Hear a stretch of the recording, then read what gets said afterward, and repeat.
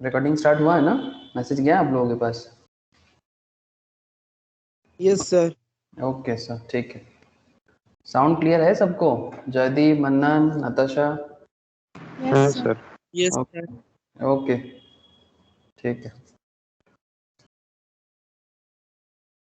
तो sir good morning sir सबको फिर से। सर गुड मॉर्निंग किस बात की? सर गुड मॉर्निंग इस बात की कि हम लोग अकाउंटेंसी में आप बोल सकते हैं इसको बेसिक्स ऑफ अकाउंट्स या फिर theory base of accounts.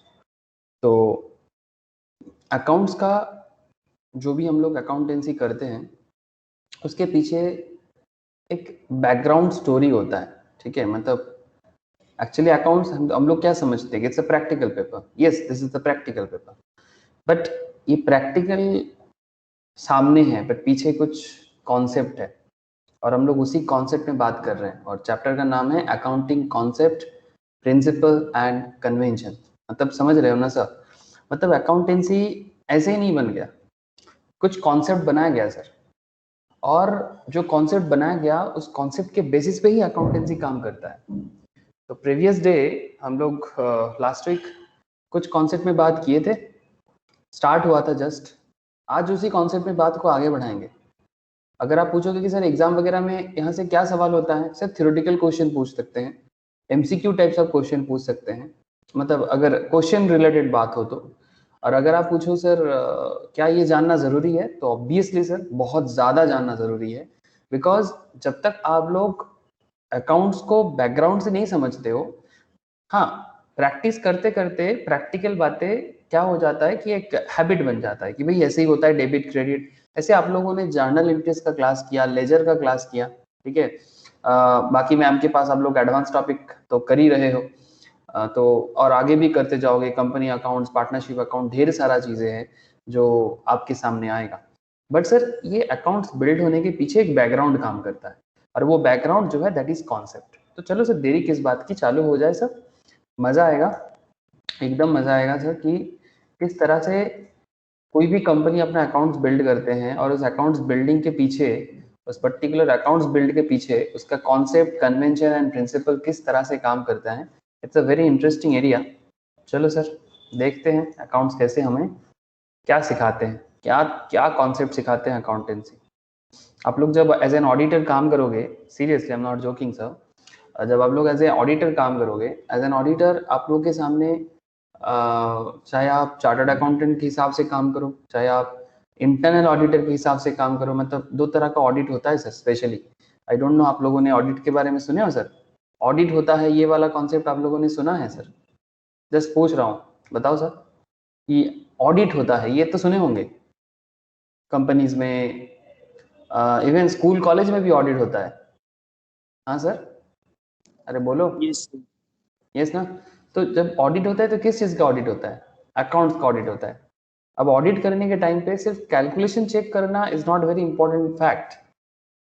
Concept, principle, convention, policies, वो भी मैं आपको आगे आगे बताऊंगा, तो वो सब चेक करना होता है। तो बेसिकली ऑडिट करने का मतलब होता है कि जिस तरह से अकाउंट्स को मेंटेन किया गया उस ऑन दैट पर्टिकुलर ऑर्गेनाइजेशन, क्या वो प्रॉपरली हुआ है, क्या वो एज पर अकाउंटिंग कॉन्सेप्ट हुआ है, सब कुछ देखना पड़ता है।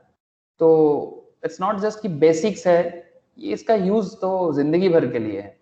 इसीलिए मैं बार बार आप लोगों को बोल रहा हूँ, क्योंकि इसका प्रैक्टिकल यूज बहुत ज्यादा है। तो जब आप लोग थोड़ा सा मतलब मैच्योर हो जाओगे, जब कंप्लीट चार्टर्ड, कंप्लीट सीएमए वगैरह बन जाओगे, तब आप लोगों को पता चलेगा कि कितना इंपॉर्टेंट मतलब कॉन्सेप्ट है दिस वन। ओके, क्या आप लोगों को स्क्रीन दिख रहा है सर? Yes sir. हाँ सर। ओके सर, तो अगर आप स्क्रीन में थोड़ा सा नजर दो तो क्या दिख रहा है? Accounting concept, principles and conventions दिखाई दे रहा है ना सबको? अरे बोलो yes sir. Sir. Okay sir. अरे कभी कभी थोड़ा बहुत बोल दिया करो तो क्या होता है ना, समझ आ जाता है कि आप लोग कनेक्टेड हो। नहीं तो ऐसा लगता है कि मैं डेजर्ट में हूँ और सबको ढूंढ रहा हूँ कि मुझे कोई पानी दे दे, काइंड ऑफ ऐसा फीलिंग आ जाता है। ओके सर, देखो, the accounting concept, principles and conventions, आपको अगर मैं सारा डेजर्ट में ला के छोड़ दूँ तो क्या करोगे सर? सर कुछ नहीं करेंगे। बैठ जाएंगे, फोटो खींचेंगे, सेल्फी लगाएंगे और फिर आ जाएंगे। ओके सर, ठीक है। तो अभी डेजर्ट में नहीं है सर, हम लोग अकाउंटिंग कॉन्सेप्ट में आ गए, ठीक है। तो एंटिटी कॉन्सेप्ट, कितना सारा कॉन्सेप्ट है sir? Entity, money measurement, periodicity, accrual, matching, going concern, cost concept, बहुत सारा पैटर्न है। यही सब कॉन्सेप्ट के बेसिस में ही बना है, ठीक है, accountancy. Dual aspect concept, realisation concept, conservatism, क्या है सर? कंजर्वेटिज्म, ठीक है। एंड उसके बाद कंसिस्टेंसी एंड मेटेरियलिटी, उसके बाद कंसिस्टेंसी एंड मेटेरियलिटी। तो ऑलमोस्ट 12 के आसपास कॉन्सेप्ट है, जितना इस कॉन्सेप्ट के बेसिस पे ही अकाउंटेंसी बिल्डअप हुआ है सर।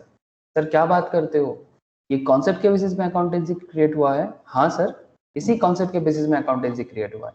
तो लास्ट वीक हम लोग ऑलमोस्ट बहुत सारा कॉन्सेप्ट, मतलब इंट्रोडक्शन एरिया तो कवर कर चुके थे, गैप के बारे में बात कर चुके थे, याद है? Generally accepted accounting principles, world wide use होता है sir. This is uniform accounting process जो ग्लोबल लेवल में अप्लाई होता है।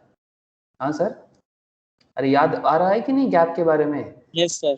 एक ऐसा अकाउंटिंग प्रिंसिपल्स जो जनरल लेवल में मतलब एक्सेप्टेड होता है, इवन ग्लोबली एक्सेप्टेड होता है। आप वर्ल्ड के किसी भी कंट्री में चले जाओ, ये गैप का यूज आपको हर जगह में समझ आ जाएगा। तो उसके बेसिस में ये प्रिंसिपल बना हुआ था।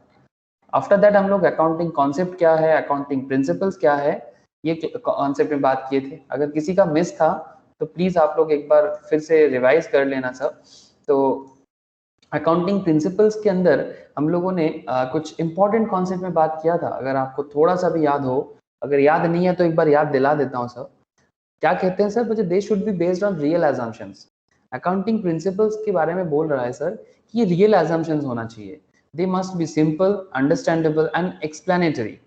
They must B simple, understandable and explanatory. Sir कहना क्या चाहते हैं, इसका प्रैक्टिकल यूज बताओ। मैं आप लोगों को प्रैक्टिकल यूज भी बता रहा था। They must be followed consistently, they must be followed consistently, they should be able to reflect future prediction. जो भी प्रिंसिपल्स फॉलो करोगे वो फ्यूचर प्रेडिक्शंस के बारे में भी बात कर सकता है। कैसा ज्योतिष का बात कर रहा है? हाँ सर, अकाउंट्स का ज्योतिष, ठीक है। ज्योतिष समझते हो सर? ज्योतिष मतलब एस्ट्रोलॉजी समझते हो ना? तो ये अकाउंट्स का एस्ट्रोलॉजी है। प्रिंसिपल्स फॉलो करके हम अकाउंट्स को दूर का देख सकते हैं कि बिजनेस में क्या होने वाला है। दे should B informational for the users. Sir users मतलब, सर यूजर्स मतलब बहुत सारे लोग हैं, क्रेडिटर्स, हाँ, इन्वेस्टर, लोन प्रोवाइडर मतलब लेंडर बेसिकली, डायरेक्टर में या फिर कंपनी का प्रोमोटर, सभी को चाहिए ना अकाउंट्स? हाँ सर, अकाउंट्स का डेटा सबको चाहिए कि नहीं चाहिए? Yes sir. क्रेडिटर को चाहिए, इन्वेस्टर को चाहिए, लेंडर को चाहिए, प्रोमोटर को चाहिए। ये बिना अकाउंट्स के डेटा बिना कुछ होता नहीं है दुनिया में। सर क्या बात करते हो सर? आप लोग तो फिर भी थोड़ा सा अभी छोटे हो, अभी धीरे धीरे बड़े बन जाओगे। जैसे मानो कि ये अकाउंटिंग डेटा लेके हम लोगों का काफी एडवांस लेवल में जो क्लास होता है ना, जैसे सीनियर्स लोगों का, जो लोग इंटरमीडिएट फाइनल लेवल में है, या फिर जो लोग स्टॉक मार्केट पढ़ते हैं सब, उनके साथ ये अकाउंट्स रिलेटेड मैटर को लेके इतना ज्यादा डिस्कशन होता है कि ये सारा दिन ये कंपनी का अकाउंट्स बता दो सर, वो कंपनी का अकाउंट्स बता दो सर। तो मैं आपको कुछ डिटेल्स दिखाता हूँ 2 सेकंड के लिए। किस कंपनी के बारे में जानना चाहोगे? रिलायंस? चलो देखते हैं रिलायंस के बारे में क्या मिलता है। ये स्टॉक मार्केट इंफॉर्मेशन एरिया है, एक कंपनी है, इकोनॉमिक टाइम्स एंड इसके ऊपर बना हुआ है। जो भी हो कंपनी, कुछ भी हो, क्या फर्क पड़ता है अभी। अभी तो बस आपको मैं इन्फॉर्मेशन बता रहा हूँ। जैसे रिलायंस का करेंटली ये अभी मार्केट ओपन है सर, 2104 इसका करेंट शेयर प्राइस चल रहा है। चल रहा है ना? हाँ सर, ये शेयर यस प्राइस है, सर। ठीक है। आपको मैं शेयर नहीं सिखा रहा हूँ, मैं आपको अकाउंट्स का यूज सिखा रहा हूँ। आप अगर थोड़ा सा नीचे आओगे, आपको यहाँ पर काफी सारा इंफॉर्मेशन दिख रहा है। क्या दिखाई दे रहा है? देखो तो, P ratio, PB ratio, dividend yield, sector PE, sector PB, sector dividend yield. Sir ये सब क्या है? सर अभी समझने का जरूरत नहीं है, बस इतना समझ लो। पी मतलब प्राइस अर्निंग रेशियो, पीबी मतलब profit book ratio, dividend yield, sector मतलब जिस पर्टिकुलर इंडस्ट्री के साथ रिलायंस जुड़ा हुआ है उस इंडस्ट्री का डिटेल्स। ये सब ना रीड करना होना चाहिए, इसके पीछे अंडरस्टैंडिंग है, तभी जाके रिलायंस में इन्वेस्ट करने के लिए एनालिस्ट अपना एनालिसिस देते हैं। इसको बोलते हैं सर अकाउंट एनालिसिस या क्वांटिटेटिव एनालिसिस। क्या बोलते हैं सर? अकाउंटिंग एनालिसिस या quantitative analysis, this is also called fundamental analysis. अब आप समझ रहे हो सर, इन्वेस्टर कंपनी में इन्वेस्ट करने से पहले कंपनी का फाइनेंशियल डेटा चेक करता है। सर थोड़ा डिटेल्स दिखाओ, ये देखो सर, ये कंपनी का फाइनेंशियल डेटा है। आप लोग थोड़ा सा देख पा रहे हो क्या जो मैं आप लोगों को बता रहा हूँ? हाँ थोड़ा देखो सर, प्रैक्टिकल बातें हैं कि सिर्फ किताबी बातें पढ़ के क्या करोगे। किताबी बात जब तक प्रैक्टिकल लेवल में कनेक्ट नहीं होता उसका कोई मतलब नहीं होता। किताब में तो सदियों से लिखा है बट उसका यूज नहीं होगा तो फिर मुश्किल है ना। अगर आप थोड़ा सा नजर दोगे, क्या आपको फाइनेंशियल ईयर दिखाई दे रहा है? और आपको यहाँ पर कितना सारा साल दिख रहा है? 18, 19, 20, 21, ऐसे और भी डिटेल्स है। देखो मैं यहाँ पर थोड़ा सा पीछे जाऊंगा, आपको और पीछे का डेटा दिखाई देगा, दिख रहा है? 17, 16, 15, 14, 13, 12, मतलब कंटिन्यूअस चल रहा है, मतलब ऑलमोस्ट 10 ईयर्स का डेटा है ना। तो क्या डेटा चाहिए? अकाउंट्स करके हम लोग क्या निकालते हैं सर? कंपनी का रेवेन्यू। तो ये रिलायंस का रेवेन्यू का डेटा है, कितना रेवेन्यू कमाते हैं, रिलायंस कितना अर्निंग बिफोर इंटरेस्ट टैक्स कमाते हैं, बेसिकली कंपनी कितना नेट इनकम करते हैं या प्रॉफिट करते हैं, टैक्स कितना देते हैं, अर्निंग पर शेयर कितना होता है, ये सब कैसे कैलकुलेट हुआ? These all are accounting concept, मतलब बेसिकली अकाउंट्स में ये सब बना गया है। लेकिन इसको बनाने के पीछे कुछ तो कॉन्सेप्ट होगा, ऐसे ही तो नहीं बन गया। ये सब डिटेल्स बनाने के पीछे कुछ तो कॉन्सेप्ट काम किया होगा, ऐसे ही नहीं बना हुआ है सर। हर चीज के पीछे कॉन्सेप्ट होता है, हर चीज के पीछे। दुनिया में ऐसा कोई चीज नहीं है जो कॉन्सेप्ट लेस है। सर क्या बात करते हो? हाँ सर, दुनिया में ऐसी कोई चीज नहीं है जो कॉन्सेप्ट लेस है। हर चीज का कॉन्सेप्ट है, हर एक मैटर का कॉन्सेप्ट है। हम लोगों को समझ में हर चीज आता नहीं है, वो अलग बात, वो अलग बात। हम लोग जो फेस्टिव करते हैं उसका भी कॉन्सेप्ट है, ठीक है, चाहे कोई भी रिलीजियन का हो। Concept is everywhere. अब कॉन्सेप्ट हम लोग समझे ना समझे वो अलग बात, but concept is everywhere. Exactly accountancy में भी कॉन्सेप्ट है। इवन अगर आप थोड़ा और डिटेल्स देखना चाहते हो तो आप कंपनी के एनुअल रिपोर्ट को डाउनलोड करके भी देख सकते हो, ठीक है, उसमें आपको पूरा अकाउंट्स डेटा दिखेगा, ठीक है। ये देखो सर, मैं क्लिक कर दिया तो पूरा ओपन हो गया। ये रिलायंस का रिसेंट अकाउंटिंग डेटा है जो जून 2021 में निकला है। इसमें क्या मिलेगा आपको सर? इसके अंदर आपको ये देखो सर, अगर आप थोड़ा सा नजर दोगे तो आपको यहाँ पर दिखाई देगा ज्वाइंट। ये कौन इसका डिटेल्स रखा? इसको कंप्लायंस फाइल किया सर सीएस ने, ठीक है। कंपनी सेक्रेटरी का काम होता है सर कंप्लायंस फाइल करना। Savitri Pareek joint company secretary है। इसके अलावा इसका ऑडिट वगैरह किया होगा ऑडिटर वगैरह ने, ठीक है, चार्टर्ड अकाउंटेंट जो होते हैं या सीएमए जो फाइनेंशियल ऑफिसर्स होते हैं, ठीक है। और इसके अंदर ये कंपनी का पूरा डिटेल्स देके रखा है। ये सारा का सारा पैरामीटर क्या है? These all kind of parameter, these are for our accounting activity. Accounts होगा तो जाके आप ये सब पैरामीटर कैलकुलेट कर पाओगे कि कितना कैपिटलाइजेशन है, कितना इसका एनर्जी सेव्ड, जो भी हो, मतलब अपने अपने इंडस्ट्री के बेसिस में whatever is there working area, ठीक है, उसका हिसाब से उनका जो भी हिसाब है, जो भी अकाउंटिंग डेटा है, एवरीथिंग डिपेंड करता है अकाउंट्स के बेसिस पे। और तो इतना बड़ा डेटा यूज करके हजारों लोग, लाखों करोड़ों लोग इन्वेस्ट करता है, कंपनी को संभालते हैं, कंपनी को लोन प्रोवाइड करते हैं। तो इंफॉर्मेशन आर वेरी इंपॉर्टेंट। और ये इंफॉर्मेशन ऐसे ही नहीं बन जाता, इसके पीछे ठोस कॉन्सेप्ट होता है। ठोस कॉन्सेप्ट मतलब सर कुछ रियल कॉन्सेप्ट होता है, तभी जाके बन सकता है, ठीक है। ऐसे लास्ट क्लास में मैं आप लोगों को अदानी दिखा रहा था, है ना, लास्ट क्लास में मैं अदानी के बारे में बोल रहा था आप लोगों को। ये देखो सर, चार्टर्ड अकाउंटेंट ग्रुप को देखो, मतलब जो बेसिकली इस पर्टिकुलर कंपनी का ऑडिट कर रहा है। दिख रहा है? देखो तो। है सर। ये देखो, DTS and associates, SRBC and company LLP, ठीक है, टीपी ओसवाल एंड विकास कुमार पंसारी, जो चार्टर्ड अकाउंटेंट फर्म है या चार्टर्ड अकाउंटेंट है, उन्होंने इनका ऑडिट किया, ठीक है। तो यहाँ पर ऑडिट का डेटा भी आपको मिलेगा। तो ऑडिट करके क्या पता चलता है? अरे सर ऑडिट करके यही तो ऑडिट होता है, ये जो कंपनी का पीएल बना है, ये जो कंपनी का बैलेंस शीट बना है, इसी के लिए तो अकाउंट्स में इतना ज्यादा दिमाग खराब होता है। हाँ, और एक कंपनी नहीं, आप किस कंपनी के बारे में जानना चाहते हो? कितना कंपनी ऊपर में जा रहा है? देखो, बजाज फाइनेंस, भारतीय Airtel, HDFC bank, Hindustan Unilever, Indigo, ITC, अरे सब जा रहा है सर। मतलब ये शेयर मार्केट वाले एरिया है, तो फिर आपको कंपनी का एंड नहीं है। मारुति, ये देखो रिलायंस का नाम लिया तो रिलायंस भी हाजिर, आपको खत्म नहीं होगा। तो इतना सारा कंपनी का डेटा चेक करना हो, इसको प्रैक्टिकल लेवल में फील करना हो, बिजनेस का लैंग्वेज है अकाउंटेंसी। विदाउट अकाउंट्स, जैसे ये सब देखो, यहाँ पर कुछ एनालिसिस दिया गया है कि ये करेंटली अपनी इंट्रिंसिक वैल्यू से, मतलब करेंट वैल्यू, इंट्रिंसिक वैल्यू मतलब रियल वैल्यू से काफी ज्यादा पॉइंट में चल रहा है। रिटर्न इसका एफडी से ज्यादा है, डिविडेंड रिटर्न अच्छा खासा कुछ दिया नहीं है, एंट्री पॉइंट हाँ इस टाइम पे स्टॉक बाई हो सकता है, नो रेड फ्लैग मतलब कंपनी के लिए अभी कोई खतरा नहीं है। तो ये सब एनालिसिस कैसे दिया जा रहा है सर? ये सब एनालिसिस कैसे दिया जा रहा है? अकाउंट्स को रीड करके। आप समझ रहे हैं सर? हाँ, ये सब अकाउंटेंसी रीड करके। ये देखो थोड़ा डिटेल्स कॉस्टिंग आ गया एकदम, क्या चाहिए आपको? आप बस अकाउंट्स को सीखो, अकाउंट्स का कॉन्सेप्ट को समझो और फिर उसको यूज करो रियल लाइफ में। अगर ये करना आ गया ना सर, और क्या चीज चाहिए सर? तभी तो अकाउंट्स पढ़ने का ये जो मजा अंदर से आना चाहिए ना, अंदर से ना एक खलबली मचना चाहिए सर। खलबली समझते हो? हाँ सर, खलबली मीन्स व्हाट? खलबली मीन्स एकदम अंदर से ना एक मतलब होता है, अरे भाई ये सीख रहे हैं, मतलब सीख रहे हैं, इसका खलबली होना चाहिए। जब तक ये नहीं होता तो क्या किस बात का पढ़ाई करोगे? ओके, तो accounting conventions and principles concept को हम लोग इंटरचेंजेबली यूज करते हैं। एंड लास्ट वीक हम लोग कंपनी का एंटिटी कॉन्सेप्ट के बारे में बात किए थे, ठीक है?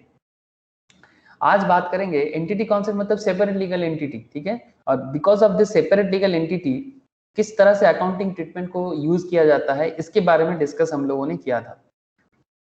क्या मनी मेजरमेंट कॉन्सेप्ट में बात हुआ था सर? इसमें भी बात हुआ था, है ना सर? मनी मेजरमेंट कॉन्सेप्ट में भी बात हुआ था। ओके, पीरियडिसिटी कॉन्सेप्ट में बात हुआ था। हाँ सर, पीरियडिसिटी कॉन्सेप्ट में बात नहीं हुआ था, है ना? तो फिर इसी से करना पड़ेगा। अरे बोलो, हाँ ना, कुछ तो बोलो। यस सर, यहीं से करना पड़ेगा। ओके ठीक है, चलो करते हैं, पीरियडिसिटी कॉन्सेप्ट के बारे में बात करते हैं। तो आप लोग तो रियल लाइफ देख रहे हो, किताबी बात देख रहे हो, बट समझो पीरियडिसिटी कॉन्सेप्ट क्या है। सर थ्योरी नहीं है प्लीज, हाँ थ्योरी थ्योरी मत समझना, फिर रटने का सोचोगे। Don't need to mug up, समझो तो याद रह जाएगा। हाँ थोड़ा सा याद रखना जरूरी होता है, मेमोरी का कुछ तो काम यूज करना चाहिए ना। मेमोरी अगर एकदम जीरो कर दोगे तो मुश्किल है। फिर फोन का स्टोरेज भी जैसे मेमोरी पे डिपेंड है, तो आपका स्टोरेज भी मेमोरी पे डिपेंडेंट है। This is also called concept of definite accounting period as per going concern concept and indefinite life. अभी देखो सर कितना रियल लाइफ कनेक्शन होगा आपको, ठीक है? अच्छा सर एक सेकेंड होल्ड करना, एक इम्पोर्टेंट कॉल है, मुझे लेना ही पड़ेगा। जस्ट अ सेकेंड, में 1 मिनट में आता हूँ।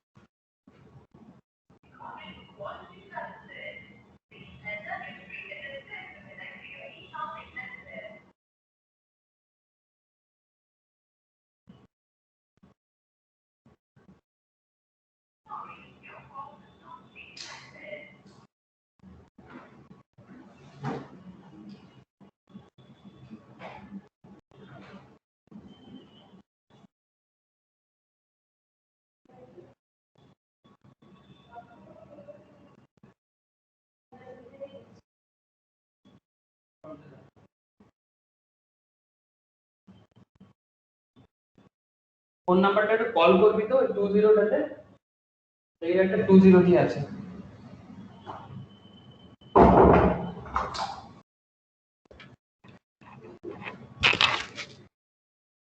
हेलो सर, बोलो, मेरा आवाज है?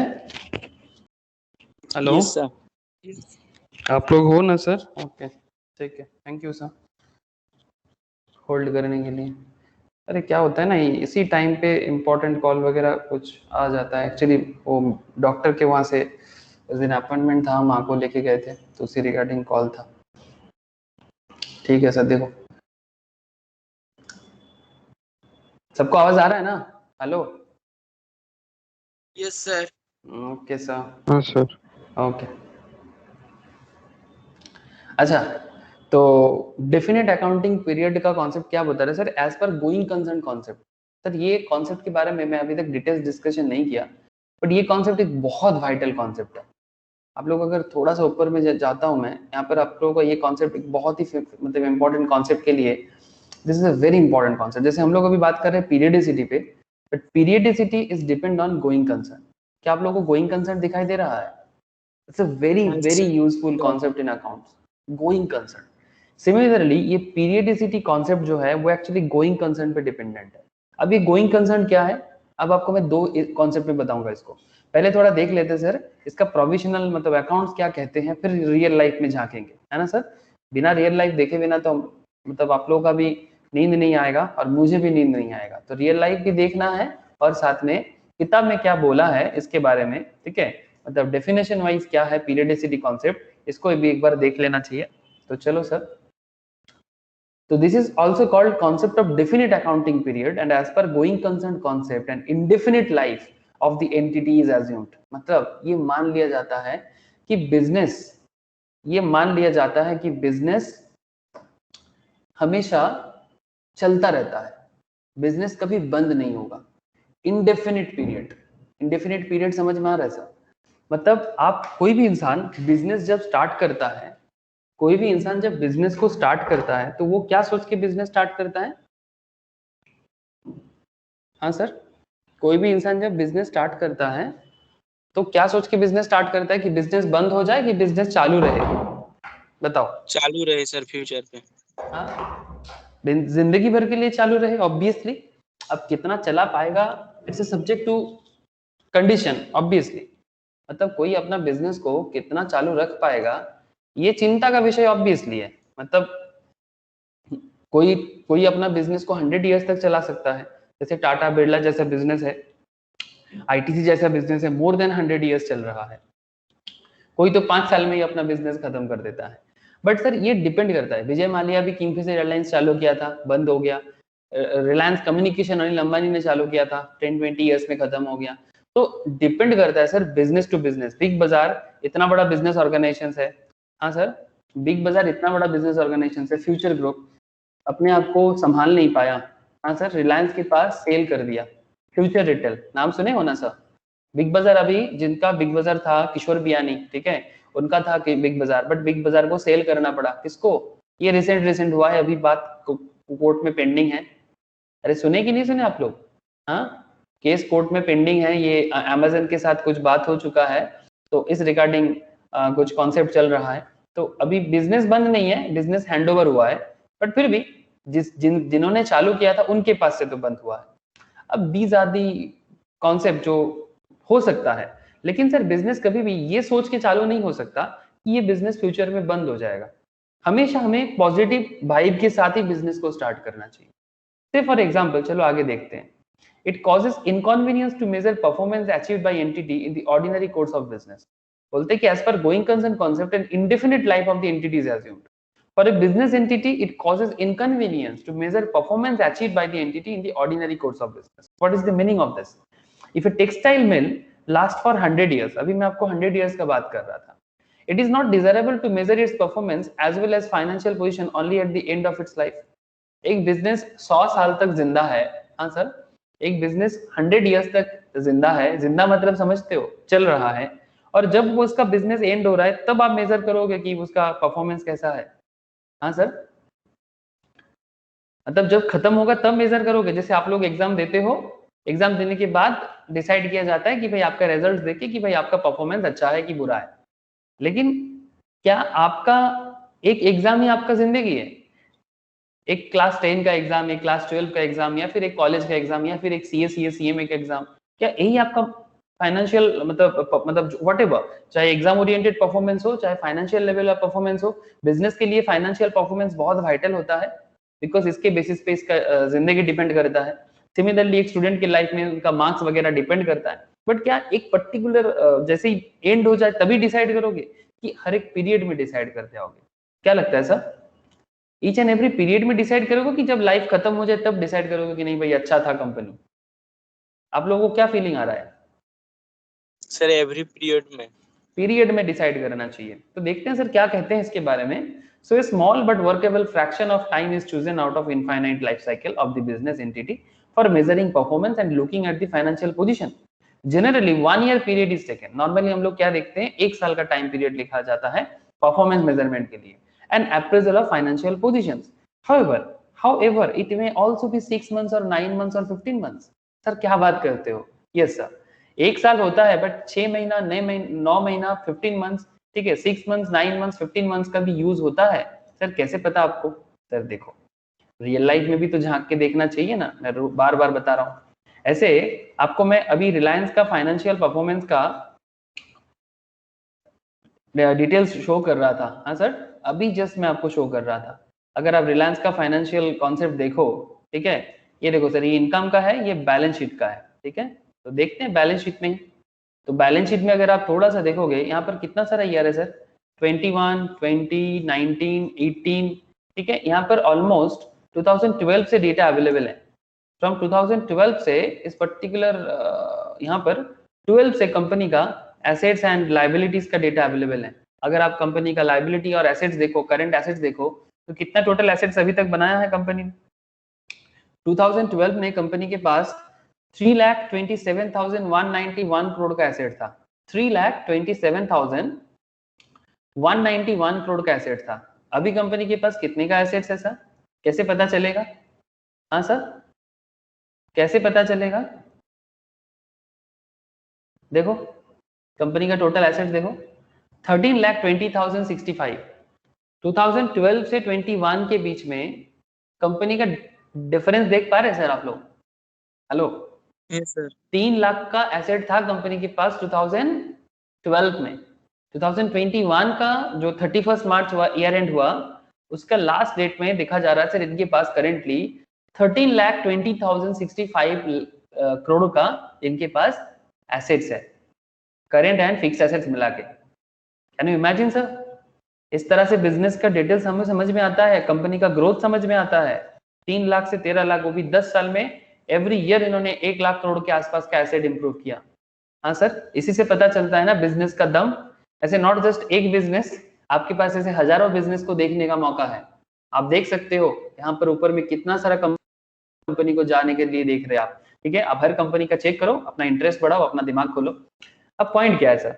अब सवाल है सर, ये सब मैं आपको एक एक ईयर का बता रहा था, लेकिन सर आपने तो बताया कि 6 मंथ्स का भी हो सकता है। मैंने नहीं बताया सर, मैं भी बता रहा हूँ और इंस्टीट्यूट भी आपको सिखा रहे हैं। अकाउंटेंट मतलब अकाउंटेंसी कॉन्सेप्ट क्या है, 6 मंथ्स, 9 मंथ्स, 15 मंथ्स का भी एरिया होता है, ठीक है। तो 6 मंथ्स वगैरह कैसे, जैसे कई बार ऐसे होते हैं, आप लोगों को क्या बताऊं सर, हर एवरी क्वार्टर में कंपनी का रिजल्ट आता है। आप लोगों को पता है एवरी क्वार्टर में हर कंपनी, स्पेशली कंपनी लेवल में ज्यादा होता है कि क्वार्टर रिजल्ट्स निकलते हैं। जैसे अगर मैं आपको रिसेंटली दिखाऊं, हैवेल्स का, मैं कल ही देख रहा था हैवेल्स का शेयर का, हैवेल्स का रिसेंटली, हैवेल्स का नाम सुने ना sir? Hello, yes sir. Yes sir. Famous company है Yes, sir, sir. Electricals company है, इलेक्ट्रिकल इक्विपमेंट बनाते हैं। जस्ट लुक हियर हैवेल्स का डेटा, हैवेल्स Q1 रिजल्ट्स, इनका नेट प्रॉफिट जंप किया है सर 236 करोड़ में। कितने में? 236 करोड़ में नेट प्रॉफिट जंप किया है। इसका मतलब ये कंपनी लास्ट टाइम जितना प्रॉफिट किया था उसके हिसाब से और ज्यादा 236 करोड़ के आसपास ज्यादा प्रॉफिट किया। The company had posted a consolidated net profit of 63 crore in the April to June quarter. तो अप्रैल से जून क्वार्टर में कितना होता है सर? अप्रैल, मई, जून, मतलब 3 मंथ्स हो गया है ना। तो ऐसे 3 मंथ्स का अकाउंटिंग डेटा निकलता है, ठीक है, जिसको देखता है मार्केट। अप्रैल, मई, जून, 3 मंथ डेटा। अगेन अप्रैल में, जून के बाद फिर जुलाई, अगस्त, सितंबर, सेकेंड क्वार्टर, ठीक है, इस तरह से होगा। जैसे रिसेंट जून क्वार्टर का डेटा निकला, बिकॉज ये जुलाई है ना, तो जुलाई में जून क्वार्टर का मतलब basically last quarter, first quarter का रिजल्ट जुलाई में आता है। फिर सितंबर में थोड़ा ख्याल रखना, फिर सितंबर में भी कंपनी का डेटा आएगा। नॉट जस्ट हैवेल्स, ऐसे बहुत सारा कंपनी का quarter results, half yearly results निकलता रहता है, ठीक है। तो क्यों निकलता है? Because of this periodicity concept. हाँ सर, ये सब डेटा क्यों निकाला जाता है? Because of this periodicity concept. तो इसी के बेसिस में बना हुआ है, इसी के बेसिस में हम लोग भी चलते हैं। Thus, for performance appraisal, company का परफॉर्मेंस अगर आपको समझना है, it is not necessary to look into the revenue and expense of an unduly long time frame. मतलब सिर्फ लॉन्ग टाइम फ्रेम में ही नहीं देखना जरूरी नहीं है। This concept makes the accounting system workable, काम करने वाला, accrual meaningful, accrual के बारे में बात करेंगे अभी कुछ मिनट में, ड्यू कॉन्सेप्ट कैसे काम करते हैं। If one thinks of indefinite time frame, nothing will accrue. अगर indefinite मतलब मतलब ड्यू कभी भी नहीं होगा अगर इंडेफिनिट टाइम फ्रेम में बात करेंगे तो चलता जाएगा ना. There can not be unpaid expenses and non receipt of revenue. accrued expenses or accrued revenue is only with reference of a finite time frame. मतलब finite and indefinite में फर्क क्या हो गया सर?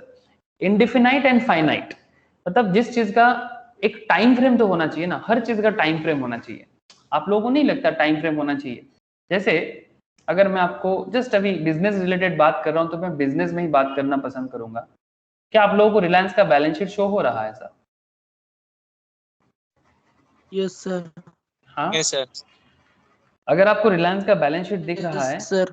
तो मैं आपको एक छोटा सा सवाल करना चाहता हूँ. आप लोगों को मैंने करंट एसेट, करंट लायबिलिटी सब समझा के रखा, हाँ बेसिक्स में, और थोड़ा सा जो लोग एकदम जर्नल एंट्री से पढ़ाई कर रहे हो, ठीक है, मैंने आप लोगों को बेसिक्स ऑफ अकाउंट्स में करंट एसेट्स, करंट लायबिलिटी सभी चीज बताया. तो आप मुझे एक चीज बताओ, यहाँ पर कंपनी का कुछ नॉन करंट एसेट्स है. नॉन करंट मतलब और करंट मतलब क्या है? नॉन करंट मतलब सर मोर देन 1 ईयर का एसेट्स, मतलब जिस एसेट्स का यूज आप 1 साल से ज्यादा टाइम तक करोगे. और करंट एसेट मतलब जो विद इन 1 ईयर, बेसिकली ये कॉन्सेप्ट है, विद इन 1 ईयर. अगर आप थोड़ा सा नजर डालोगे, देखो ये जो स्टॉक इसके पास पड़ा हुआ है, इन्वेंट्री, रिलायंस के पास 31 मार्च 2021 में 37,000 करोड़ का इन्वेंट्रीज है इनके पास. तो ये इन्वेंट्री ये कितना दिनों के अंदर सेल करना पसंद करेगा, या फिर ये एसेट्स इनके पास कितना दिन तक रहना चाहिए? करंट एसेट्स है, ऑब्वियसली विद इन 1 ईयर के अंदर होना चाहिए. या फिर जोर से जोर अगर बड़ा कंपनी है तो आप मैक्स टू मैक्स 2 साल समझ सकते हो कि इन्वेंट्री रहना चाहिए. Because concept is very simple कि एसेट हो या लायबिलिटी, ठीक है, तो फिर इस तरह से करेंट नॉन करेंट जैसा बाइफर्केशन क्यों करता ही नहीं ना भाई. एसेट एसेट है, अब उसमें करेंट क्या है, नॉन करेंट क्या है? नॉन करेंट का मतलब होता है लॉन्ग टर्म, ओके, मतलब, और करेंट मतलब जो विद इन 1 ईयर के अंदर आप उसको यूज कर लेते हो. जैसे कैश हो, फाइनेंशियल एसेट्स हो, जिसका यूज जल्दी होता है, विद इन 1 ईयर के अंदर यूज हो जाता है, अब उसको कैश में या कैश इक्विवेलेंट में ट्रांसफर कर सकते हो, दैट इज कॉल्ड करेंट. और जिसको आप more than 1 year, more than 2 year, 5 year, 10 year चलाते हो, दैट इज लॉन्ग टर्म, ठीक है. अब लायबिलिटी में भी आप देखो, अगर आपको मैं लायबिलिटी शो करूं, आपको यहां पर भी दिखेगा कंपनी के पास कुछ बोरोइंग ऐसा है जो शॉर्ट टर्म है और कुछ बोरोइंग ऐसा है जो लॉन्ग टर्म है. अरे क्या दिख रहा है या फिर नहीं दिख रहा है? Yes sir. हाँ दिखाई दे रहा है ना? Just look here, non current liability, और यहाँ पर आपको क्या दिख रहा है sir? Current liability. And look here, current liability में बोरोइंग है. इसका डिटेल्स देखना चाहोगे ना तो एक्सप्लेनेटरी नोट्स है सर इसका. आपको नोट नंबर 20 में जाना होगा एनुअल रिपोर्ट में. वहां पर आपको जाने से पता चलेगा कि कंपनी ने कहां से कितना बोरोइंग लेके रखा है, कौन सा बैंक से लेके रखा है, कौन सा फाइनेंशियल कंपनी से लेके रखा है, आपको सब पता चलेगा. But if you look here, 33,152 crore का कंपनी का बोरोइंग है, और ये शॉर्ट टर्म बोरोइंग है. इसका मतलब है कंपनी को विद इन 1 ईयर ये पेमेंट करना होगा, ये 33,000 का पेमेंट करना होगा. That is the meaning of this, यही इसका मतलब है, ठीक है. ट्रेड पेबल मतलब क्रेडिटर से कुछ बाकी है इनका. क्रेडिटर मतलब सर जिनसे, जो सप्लायर है इनका, जिनसे सामान लेके, जिनसे रॉ मटेरियल लेके ये बिजनेस किया. अब अगर देखोगे माइक्रो एंड स्मॉल इंडस्ट्रीज के लिए 90 करोड़ का बाकी है. Other than micro and small industries मतलब थोड़ा लार्ज इंडस्ट्रीज के पास इनका 86,909 करोड़ का बाकी है. अरे दिखाई दे रहा है? और ये करंट लायबिलिटी है, मतलब ये लायबिलिटी इनको बहुत ही शॉर्ट पीरियड ऑफ टाइम के अंदर रीपे करना होगा. 3 मंथ, 6 मंथ, 1 ईयर, जोर से जोर 2 ईयर्स, तभी जाके इसको करंट लायबिलिटीज के अंदर हम लोग दिखा रहे हैं. और लॉन्ग टर्म में जो है नॉन करंट है, मतलब लॉन्ग टर्म लायबिलिटी. ये देखो सर, लॉन्ग टर्म लायबिलिटी में अगर आप देखोगे बोरोइंग्स, यहाँ पर भी देखो फाइनेंशियल लायबिलिटी बोरोइंग में, इसका भी डिटेल्स देखना चाहोगे तो नोट नंबर 15 में जाके एक्सप्लेनेटरी स्टेटमेंट भी देख सकते हो. मतलब कंपनी का कुछ लंबा बोरोइंग है, लंबा लोन है, मतलब जो लॉन्ग टर्म में कंपनी रीपे करेगा. और अमाउंट भी बहुत भारी है, देखो तो वेरी वेटी, मतलब वेटेड अमाउंट है. 1,60,598 करोड़ का लोन है कंपनी का, 1,60,598 करोड़. ये लोन कंपनी ने लॉन्ग टर्म में लेके रखा है. तो समझ में आ रहा है सर कुछ पीरियडिसिटी कॉन्सेप्ट? Yes sir. हाँ सर, अरे बात कुछ समझ में आ रहा है सभी को? बोलो सर. यस. मुझे नताशा, सृजिता, इन लोगों का आवाज आ ही नहीं रहा है. हाँ ना, कुछ तो बोलो. क्या साउंड क्लियर है आप लोगों से? हाँ सर. ओके. आयुष समझ आ रहा है? आयुष, हाँ सर। जयदीप बोल, जयदीप समझ आ रहा है ना? Yes sir. ओके, अब सर चलो पीरियडिसिटी कॉन्सेप्ट की तो मोटा मोटी समझ क्रिएट हो ही रहा है। अब इसके साथ साथ अच्छा, और एक बात मैं रह गया यहाँ पर, द पीरियडिसिटी कॉन्सेप्ट फैसिलिटेट्स, क्या फैसिलिटी देता है ये? Comparing financial statement of different periods. तो मैं आपको अभी क्या दिखा रहा हूँ, पीरियडिसिटी कॉन्सेप्ट हमें क्या हेल्प करता है? Compare financial data of different period. आप फाइनेंशियल ईयर 2018 के साथ 21 का कंपेयर कर सकते हो, 19 के साथ 20 का कंपेयर कर सकते हो। कंपेयर करके आपको क्या पता चलता है? हाँ सर, जब आप कंपेयर करते हो आपको क्या पता चलता है? व्हाट यू एक्चुअली मतलब गेट टू नो कि जब आप कंपेयर करते हो तो दो तरह का profit and loss. Profit and loss, just profit and loss, ये तो एसेट का डेटा है। मतलब आपके बिजनेस में not just profit and loss, sir मैं तो बैलेंस शीट शो कर रहा हूँ, ठीक है? आपने अपने बिजनेस में डेवलपमेंट कर पाया कि नहीं कर पाया? आपने, अच्छा हर बिजनेसमैन का एक ही इच्छा होता है ना कि भाई मैं बिजनेस करूंगा तो मैं अपना बिजनेस को बढ़ाऊंगा, एसेट को बढ़ाऊंगा, है ना सर, प्रॉफिट को बढ़ाऊंगा। तो not just profit, not just profit, profit, asset, liability, everything check करना। अगर लोन ज्यादा भी हो रहा है तो बिजनेस हो रहा है कि नहीं, उसके हिसाब से लोन लेने में कोई बुराई नहीं है। There is no nothing wrong with loan, okay? Loan अगर लेके बिजनेस हो रहा है तो नो प्रॉब्लम, ठीक है? पर अगर लोन लेके बिजनेस नहीं हो पा रहा है तो मुश्किल। तो ये सब आप पीरियड चेक करके देख सकते हो ना। इवन क्या आप पीयर से कंपेयर कर सकते हो? पीयर्स मतलब सर, पीयर्स मतलब आपका कॉम्पिटिटर, ठीक है? जैसे रिलायंस इंडस्ट्री ऑयल रिफाइन करता है, सिमिलरली इंडियन ऑयल कॉर्पोरेशन भी है, वो भी ऑयल रिफाइन करता है, ठीक है? भारत पेट्रोलियम कॉर्पोरेशन, ये भी ऑयल रिफाइन करते हैं। तो आप अपने कॉम्पिटिटर के साथ देखो, रिलायंस का सबसे बड़ा बिजनेस तो ऑयल रिफाइनरी के साथ ही ज्यादातर काम होता है। तो company oil and gas regarding जो भी कंपनीज है, जैसे रिलायंस भी ऑयल एंड गैस के साथ है, तो कंपेयर करना चाहिए इंडियन ऑयल के साथ, भारत पेट्रोलियम के साथ। तो आप अपने साथ भी कंपेयर कर सकते हो, आप अपने पीयर्स के साथ भी कंपेयर कर सकते हो, और फिर आप समझ सकते हो कि आपका बिजनेस बाकियों से कितना अच्छा है, कितना बुरा है, और अगर आपको कुछ चेंजेस लाना है अपने बिजनेस में तो वो चेंजेस आप कैसे लाओगे। तो this all kind of facilities actually हमें पीरियडिसिटी कॉन्सेप्ट देता है सर। आई होप सर कि आप लोगों को समझ में सच में आ रहा है और आप दिल से समझ रहे हो अकाउंटेंसी को। सर बोलो ना बोलो, मुझे समझ आ गया। चलो accrual concept, accrual concept. Under accrual concept, the effect of transactions and other events are recognized on mercantile basis.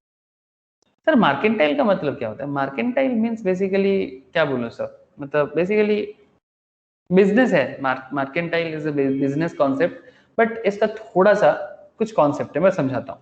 accrual concept, the effect of transaction and other events are recognized on mercantile basis, that is when they occur and not as cash or cash equivalent is received or paid। मतलब जब particular event होता है, ना ही cash का payment होता है, या फिर कैश इक्विवेलेंट का पेमेंट भी नहीं होता, या रिसीव भी नहीं होता। ना तो कैश का पेमेंट होगा और ना ही कैश का रिसीव होगा। ये दोनों एक ऐसी स्थिति में रहेगा, मतलब हर इवेंट, बिजनेस का हर एक इवेंट खर्चा करवाते हैं या फिर इनकम करवाते हैं, ये sir no? Every event in business, event मतलब सर घटना है। क्या होता है अकाउंटेंसी में, ये बहुत ही फेमस एक वर्ड है सर, इवेंट्स। इवेंट्स मींस घटना। जैसे घटना मतलब सर क्या, what is the meaning of घटनाएं? घटनाएं मींस सर आप किसी को कुछ सेल करते हो, ये एक घटना है, दिस इज अ इवेंट। आप किसी से कुछ परचेस करते हो, दिस इज अ इवेंट। आप समझ रहे हैं सर? आप किसी को Yes, कुछ sir. सेल करते हो, ये भी एक इवेंट है। आप किसी से कुछ परचेस करते हो, ये भी एक इवेंट है, ठीक है? आप कोई बिजनेस के लिए कोई न्यू प्रोजेक्ट ला रहे हो, that is also an event. आप बिजनेस को सेल कर दे रहे हो, that is also an event. तो इवेंट का मतलब है घटना, और उस पर्टिकुलर जो भी इवेंट हुआ है, जो भी इवेंट हो रहा है, उसमें कंपनी को कैश का पेमेंट या फिर रिसीव कुछ तो होगा। या तो कंपनी इनकम करेगा, या तो कंपनी रिसीव करेगा कैश, या तो कंपनी पे करेगा कैश, है ना? लेकिन सर एक्रूअल कॉन्सेप्ट एक ऐसा कॉन्सेप्ट है जिसमें ना ही कैश का पेमेंट होता है, ना ही कैश का पेमेंट होता है, और ना ही कैश का रिसीव होता है। दोनों में से कुछ भी नहीं होता, पर इवेंट जरूर होता है। सर क्या बात करते हो? दोनों में से कुछ भी नहीं होगा, ना तो कैश का रिसीव होगा और ना ही कैश का पेमेंट होगा, बट इवेंट जरूर होगा। मतलब इसका पोजीशन कुछ ऐसे होता है सर, पेएबल और रिसीवेबल। क्या बोलते हैं सर? पेएबल और, अरे बोलो, पेएबल मतलब क्या? पेएबल का मतलब क्या है? पेएबल का मतलब क्या है? पे कर दिए कि करना पड़ेगा? कर दिया। नहीं सर, करना पड़ेगा। हाँ सर, पेएबल मतलब करना पड़ेगा, ओके, लायबिलिटी क्रिएट हो रहा है। और रिसीवेबल मतलब रिसीव करते হবে। रिसीव, यस सर, अभी भी हुआ नहीं है, रिसीव करना पड़ेगा, इन सिंपल। तो सर यही कॉन्सेप्ट में अकाउंटेंसी बनता है। एक्रोल कॉन्सेप्ट आप मान सकते हो कि हार्ट ऑफ अकाउंट्स है। अगर ये एक्रोल कॉन्सेप्ट ना होता तो अकाउंटेंसी ना होता। सर क्या बात करते हो? हाँ सर। सर पूरा वर्ल्ड में एक बार छान मारो, पूरा वर्ल्ड में, पूरा दुनिया भर में छान मारो, वर्ल्ड का मैक्सिमम बिजनेस कैश में होता है कि क्रेडिट में होता है? Just tell me. Credit. World, हाँ, वर्ल्ड का मैक्सिमम बिजनेस, ये जो जहाज के थ्रू से भी बिजनेस होता है ना सर, मैक्सिमम बड़े बड़े बिजनेस तो शिप के थ्रू से ही होता है, मतलब थ्रू सी रूट। हाँ, सी रूट के थ्रू से जो भी एक्सपोर्ट इंपोर्ट हम लोग करते हैं, ये सारा का सारा खेल, करोड़ों का बिजनेस, लाखों करोड़ों का बिजनेस क्रेडिट पे होता है सर। सर कैश में नहीं होता। हाँ सर, कैश में भी होता है, बट कैश से ज्यादा क्रेडिट में होता है। आपको नहीं लगता अगर सारा का सारा दुनिया का बिजनेस, दुनिया का हर एक बिजनेस अगर कैश में हो जाता तो फिर अकाउंटेंसी का जरूरत ही नहीं होता? सर क्या बात करते हो? आप ही लोग मुझे बताना, मुझे कुछ नहीं बताना है, आप बताओगे। मैं कहता हूं कि क्रेडिट बिजनेस होता है, credit purchase, credit sale, credit purchase, credit sale, ये सब होता है बोल के ही, ठीक है? Not just credit purchase, credit sales, tax payment, हाँ, मतलब टैक्स पेएबल। आप इस साल बिजनेस करोगे, पहले ही टैक्स नहीं दे देते हो, बाद में टैक्स देते हो। टैक्स पेमेंट करना, क्रेडिट में परचेस करना, क्रेडिट में सेल करना, मतलब पेमेंट बाद में करोगे या फिर पेमेंट बाद में मिलेगा, ठीक है? तो ये सब होता है बोल के ही तो अकाउंटेंसी है। अगर एवरीथिंग कैश में हो जाता, अगर एवरीथिंग कैश में हो जाता, फिर अकाउंट्स का क्या काम था सर? क्या डेटा मेंटेन करते आप भाई? किसी को 1 करोड़ का किसी को 1 करोड़ का प्रोडक्ट सेल किए, किसी को 1 करोड़ का प्रोडक्ट सेल किए, और किसी को 1 करोड़ से, किसी से 1 करोड़ का प्रोडक्ट परचेज किए, ठीक है? अब इसमें क्या प्रॉब्लम है? सारा का सारा खेल अगर कैश में हो जाता तो फिर अकाउंटेंसी में इतना सोचने का जरूरत पड़ता सर? अगर आप थोड़ा सा देखो, ये रिलायंस का बैलेंस शीट या पीएल ही देख लो आप, ठीक है? अगर मैं आपको पीएल ही दिखाता हूँ, पीएल में आपको क्या मिलता है? कंपनी का इनकम एंड एक्सपेंस का डेटा मिलता है। तो जस्ट लुक हियर, ये है कंपनी का इनकम का एरिया, ठीक है? Income from service, value of sales and service, ठीक है? एक्सपेंस में कॉस्ट ऑफ मटेरियल कंजम्पशन, ठीक है? सारा का सारा कहाँ से क्या क्या खर्चा करना पड़ रहा है और कहाँ से इनकम हो रहा है, ये सभी डेटा आपको यहाँ पर दिखाई दे रहा है। अब अगर मैं इसको थोड़ा सा आपको एक्रोल कॉन्सेप्ट के बारे में बात करूं, लुक हियर, कहाँ देखना पड़ेगा सर? सर हम लोग यहाँ पर देखेंगे सर, पेएबल का डेटा देखेंगे, लायबिलिटी देखेंगे तो मिल जाएगा ना, पेएबल एंड रिसीवेबल। क्या बोलेंगे सर? Payable and receivable. देखो सर, एक्रोल कॉन्सेप्ट का the famous point, look here, कहाँ चला गया सर? ये देखो, ट्रेड पेएबल्स दिख रहा है? अरे देखो, यस सर। ट्रेड पेएबल मतलब क्या? पेमेंट हो गया या पेमेंट बाकी है? पेमेंट बाकी है। तो इसका मतलब ये एक्रोल हो गया ना सर? पेमेंट हुआ नहीं फिर भी अकाउंट्स में मेंटेन हो गया। पेमेंट हुआ नहीं, बिजनेस से खर्चा हुआ नहीं है, 90 करोड़ का पेमेंट अभी भी बाकी है, बट अकाउंट्स में मेंटेन हो गया। 86,909 करोड़ का पेमेंट बाकी है, बट स्टिल अकाउंट्स में मेंटेन हो गया। सिमिलरली अगर आप नॉन करेंट एसेट्स में देखें, करेंट एसेट्स में देखें, क्या आपको रिसीवेबल्स दिख रहा है? देखो तो, रिसीवेबल्स, ट्रेड रिसीवेबल्स दिखाई दे रहा है? Yes sir. 4,159 करोड़ का, हाँ सर, 4,159 करोड़ का ट्रेड रिसीवेबल है। मतलब डेटर है आपका, पेबल आपका क्रेडिटर है, रिसीवेबल आपका डेटर है, सिंपल बात है, ठीक है? तो ये सब रिसीवेबल, रिसीव्ड नहीं बोल रहा है, रिसीवेबल बोल रहा है, और उसको करंट एसेट में मिल रहा है जगह, ठीक है? और फिर जब मिलता है तब आप इनकम के हिसाब से, जब आपको मिल जाता है तब इनकम बोल दो, ठीक है, और जब आपका खर्चा है तो एक्सपेंस में डाल दो, ठीक है। अब सवाल क्या हो रहा है, सवाल बेसिकली और कुछ नहीं है कि these are possible only because of accrual concept. बोलो सर, बात कुछ पल्ले पड़ रहा है क्या? है सर। हाँ, अब देखो सर और कुछ प्रैक्टिकल बातें यहाँ पर भी करेंगे। हाँ, ओके। तो financial statements prepared on the accrual basis inform users not only past event involving the payment and receipt of cash, but also obligation to pay cash in future and of resource that represent cash to be received in the future. Obligation, cash to be received in future. To understand accrual assumption, knowledge of revenue and expense is required. Revenue is the receivables. यहाँ पर थोड़ा सा मतलब printing error है, but यहाँ पर बोला है sir, revenue is the gross inflow of cash receivables. क्या लिखा है sir? Gross inflow of cash receivables and other consideration. Okay, receivables of cash and other consideration arising in the course of ordinary activities.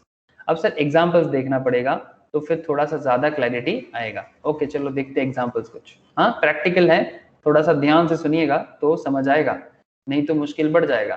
ध्यान से सुनो, इसमें पूरा का पूरा अकाउंटिंग खेल खेला जाएगा कि अगर कैश बेसिस में होगा और एक्रूअल बेसिस में क्या फर्क है, मतलब जब रिसीव होगा तभी अकाउंट मेंटेन करेंगे और एक्रूअल बेसिस में मेंटेन करने में क्या फर्क है। देखो sir, sale of goods, enterprise from sale of goods from rendering service and from the use by the other enterprise resources yielding interest, royalty and dividends. From, for example, Mr. X started a cloth merchandising. क्या merchandise चालू कर रहा है sir? Mr. X चालू कर रहा है sir cloth merchandising. He invested 50,000. Point to be noted sir, ये सब आपका अगला 2-3 मिनट का सवाल है, ठीक है। Mr. X started a cloth merchandising. He invested 50,000. Bought merchandise worth rupees 50,000. He started a cloth merchandise, he invest 50,000. उन्होंने कितना इन्वेस्ट किया? 50,000 इन्वेस्ट किया और उससे क्या किया सर? मर्चेंडाइज खरीदा है 50,000 का। He sold such merchandise for rupees 60,000. Customers paid him 50,000 cash and assure him, उनको assurance दे रहा है कि pay 10,000 shortly. His revenue is 60,000. It arose in ordinary course of cloth business. Mr. X received 50,000 in cash and 10,000 by way of receivables. 10,000 by way of receivables. अब मैं आपको 2 minute बाद समझाता हूँ, रुक जाओ। Another examples देखो, an electricity supply undertaking supply electricity spending 16 lakh. Electricity supply मतलब जैसे Calcutta stock, Calcutta electricity supply corporation या फिर WBSEDCL, West Bengal state electricity distribution corporation limited, जो इलेक्ट्रिसिटी सप्लाई का काम करते हैं, या फिर अदानी पावर, बहुत सारे, रिलायंस पावर, ठीक है। Electricity supply undertaking supplies electricity, कितना इन्वेस्टमेंट किया? 16 लाख का। For fuel and wages and collect electricity bill in 1 month, कितना? Collect electricity bill in 1 month, कितना बता रहा है sir? 20 lakh. Okay. 20 lakh. By way of electricity charges. This is also revenue which arose from rendering service. Mr. A invested 1 lakh in a business. He purchased a machine paying 1 lakh. He rented it for 20,000 annually to Mr. B. 20,000 is the revenue of Mr. A. मतलब simple बात है, यहाँ पर purchase किया machine जिसके लिए उन्होंने 1 लाख का खर्चा किया, उसको मशीन को रेंट पे दे दिया। रेंट कितने में दिया? 20,000 का एनुअली टू मिस्टर बी को। 20,000 annually to mister B, rupees 20,000 is the revenue of mister A. तो फिर ये जो रेंट दिया ये मिस्टर ए का रेवेन्यू है। It arrows from the use of enterprise resources, ये भी बिजनेस का रिसोर्स यूज करके किया गया। अब सर इतना सारा एग्जाम्पल्स आपको क्या बता रहा है? आप थोड़ा सा वेट कर जाओ सर, अब आपको मैं इस पर्टिकुलर एक एक पॉइंट को मैं आपको समझाता हूँ, थोड़ा सा रुक जाओ सर। रुकना किस बात की? अरे रुको तो सही, कुछ पेशेंस रखो, लास्ट में समझ आएगा सारा का सारा। Expense is a cost relating to operation of an accounting period और to the revenue earned during period of the benefits which do not extend beyond that period. First example क्या था? पहला एग्जांपल क्या था? मिस्टर एक्स ने 50,000 spend किया to buy the merchandise. It is the expense of generating revenue of 60,000. हाँ sir, 50,000 merchandise में उन्होंने खर्चा किया और 60,000 उनको एक्चुअली रेवेन्यू जनरेट हो रहा है। तो हम लोग इसको क्या बोल सकते हैं? Mister X spend 50,000 to buy the merchandise, it is the expense of generating revenue of 60,000। Second examples में हम लोगों ने देखा 16 lakh are the expenses also whenever any asset is used it has a finite life. जब भी कोई asset लिया जाता है उसका एक फाइनाइट लाइफ होता है कि एक सर्टेन टाइम तक उस पर्टिकुलर एसेट का जिंदगी है। जैसे एक कार खरीदोगे, एक घर बनाओगे, हर एक का एक लाइफ होता है सर। किसी का 10 साल, किसी का 15 इयर्स, किसी का 20 इयर्स, किसी का 50 इयर्स, ठीक है, to generate that benefit. Suppose the machine purchased by Mr. A in the third example will last for 10 years. Third example मतलब this one. 1 लाख का business, Mr. A invested 1 lakh in a business और एक 1 लाख में उन्होंने एक machine खरीदा। उस machine को उन्होंने रेंट पे दे दिया 20,000 में Mr. B को, और Mr. A को जो 20,000 मिल रहा है वो उसका रेवेन्यू है। तो थर्ड एग्जाम्पल के बारे में बता रहे हैं। Suppose the machine purchased by Mr. A in the third example will last for 10 years only. Then rupees 10,000 is the expense every year relating to the cost of machine. मतलब ये जो 1 लाख का मशीन है, ये 1 लाख का मशीन अगर 10 साल जिएगा, इसका लाइफ कितना है 10 इयर्स, तो फिर एवरी ईयर मशीन का कितना कॉस्टिंग जा रहा है सर? 1 लाख का मशीन अगर 10 ईयर जिंदा रहेगा तो फिर मशीन का कॉस्टिंग एवरी ईयर कितना हो जाएगा? अरे बोलो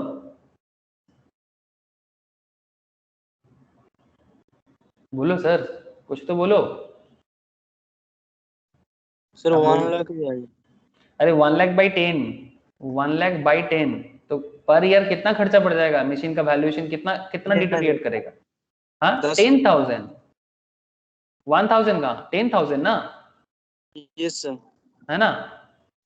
तो बात क्या है सर, एक्रूअल का मतलब समझो। अभी इतना सारा एग्जांपल्स आपके सामने अभी रीड हुआ, अब थोड़ा एक्रूअल का मतलब समझो।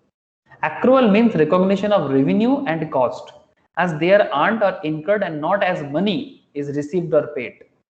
Accrual का मतलब recognition of revenue, आप revenue को recognize करते हो, आप cost को recognize करते हो, भाई कहां से आपको income होगा और कहां आपका expense हुआ है, as they are earned or incurred and not as money received or paid. The accrual concept relates to measurement of income, identifying assets and liability.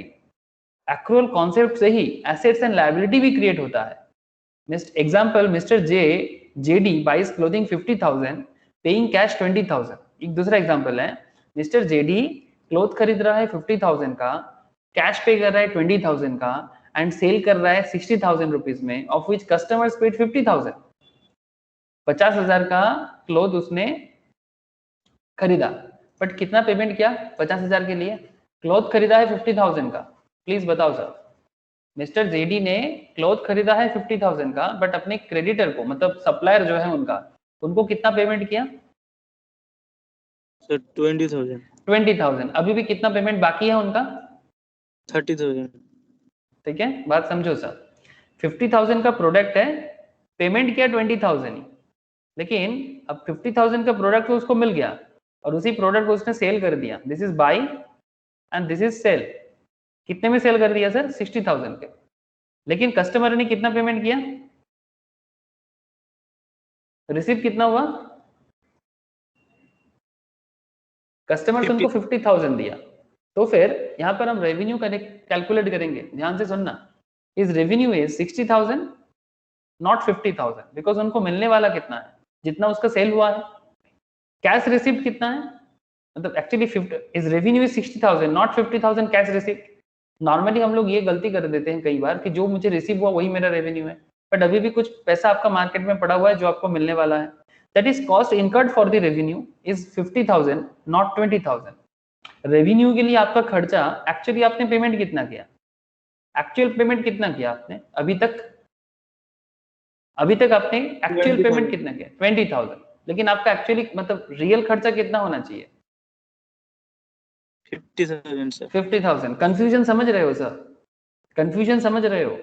50,000 का प्रोडक्ट आपने बेचा 60,000 में, बट जिनसे आपने 50,000 का प्रोडक्ट लिया था उनको आपने पेमेंट किया 20,000 ही, और 60,000 आपने जिन लोगों को बेचा उन्होंने आपको पेमेंट किया 50,000। अब इसमें एक्रूअल कॉन्सेप्ट कैसे काम करता है, जस्ट थोड़ा सा ध्यान दो और एक्रूअल कॉन्सेप्ट को एकदम नक्की करो सर। थोड़ा सा ध्यान दो, अभी पूरा का पूरा नक्की हो जाएगा। नक्की समझते हो ना? मतलब अभी इसको कंप्लीट करना है। देखो 60,000 का रेवेन्यू एक्चुअली उसको मिलेगा, 50,000 का रिसीव उसने किया है। एक्सपेंस के बारे में अगर बात करें, cost incurred for the revenue कितना है? Actually 50,000 not 20,000 cash paid. मतलब जो कैश उसने पे किया वो उसका कॉस्ट नहीं है, जो अभी तक बाकी है ओवरऑल दैट इज उसका एक्सपेंसेस है। सो एक्रूअल कॉन्सेप्ट बेस्ड प्रॉफिट कितना हो जाएगा? एक्रूअल कॉन्सेप्ट में प्रॉफिट कितना हो जाएगा? रेवेन्यू माइनस एक्सपेंस करके होगा, रेवेन्यू माइनस एक्सपेंस करके होगा। तो आपका रेवेन्यू कितना? 60K, आपका एक्सपेंस कितना? 50K, तो आपका प्रॉफिट कितना हुआ? 10,000। बोलो सर, लेकिन क्या सच में आपने 10,000 प्रॉफिट किया, रिसीव किया क्या? नहीं सर। ऐसा नहीं हुआ ना। बट एक्रूअल कॉन्सेप्ट आपको यही कॉन्सेप्ट बताते हैं। एक्रूअल के हिसाब से आपका 60,000 का रेवेन्यू है, आपका 50,000 का एक्सपेंस है। ओवरऑल आपका प्रॉफिट एक्चुअली 10,000 है। अब सर तो फिर जो रिसीव हुआ है उसको कैसे देखेंगे? Wait and watch, wait and watch. जो भी दिमाग में अभी छप रहा है छपने दो, ठीक है। लास्ट में सर कंक्लूजन होगा तो आपको पूरा का पूरा खेल समझ आ जाएगा। जस्ट अ सेकंड, एग्जैक्टली अभी खत्म होगा सर, और अभी आपको पूरा का पूरा क्लियर होगा, और फिर मैं आपको रिलायंस में भी लेके जाऊंगा, ठीक है। As per the accrual concept, revenue minus expense equals to profit. Accrual concept provide the foundation on which the structure of present day accounting has been developed. Alternative as per cash basis, अगर आप cash basis में करते हैं, cash received in ordinary course of business minus cash paid in ordinary course of business equals to profit. ये alternative approach है, cash basis approach। इसमें भी कर सकते हो, इसमें भी कोई मना नहीं करता आपको, बट ये मॉडर्न डे अकाउंट्स में इतना भी ज्यादा एप्लीकेबल नहीं माना जाता। मतलब सर अगर मैं आपको इस पर्टिकुलर ट्रांजैक्शंस में जस्ट पूछूं कि सर आपने कैश का ट्रांजैक्शंस कितना किया, 60,000 का रेवेन्यू था बट कैश रिसीव कितना हुआ आपका? 50,000। और 50,000 60,000 का सेल था आपका, कहाँ चला गया? 50,000 का बाइंग था, आपने पेमेंट कितना किया क्रेडिटर को, मतलब सप्लायर को? 20,000। 20,000। तो आपका प्रॉफिट कितना शो कर रहा है?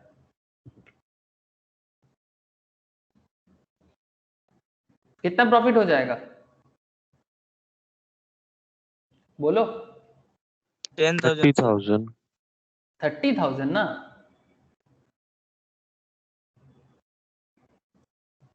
Cash receive in ordinary course of business, कितना कैश रिसीव किया बताओ? आपने कितना कैश रिसीव किया? 50। और cash paid in ordinary course of business में आपने कितना कैश पेमेंट किया? 20। तो फिर प्रॉफिट कितना शो हो रहा है आपको? 30। कैश बेसिस आपको 30,000 प्रॉफिट बता रहा है, बट एक्रूअल बेसिस आपको 10,000 प्रॉफिट बता रहा है। Which is true? कौन सा सही लग रहा है सर?